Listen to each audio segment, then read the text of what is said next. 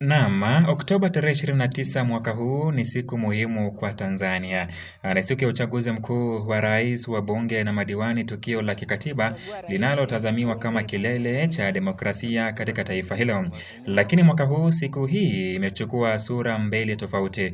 Wakati serikali na vyama vya kisiasa vinahimiza wananchi kujitokeza kupiga kura, makundi mengine yanayojitambulisha kama wanaharakati yamehamasisha maandamano, wakisema ni njia ya kupaza sauti zao dhidi ya kile wanachokiona kama kukwama kwa mageuzi ya kisiasa.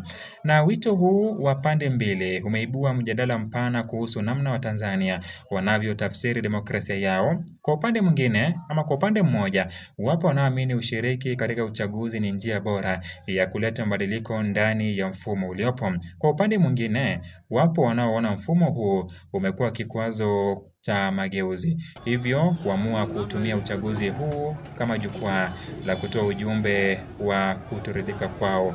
Maoni yako ni yapi kuhusu uchaguzi ambao unaendelea katika nchi jirani ya Tanzania?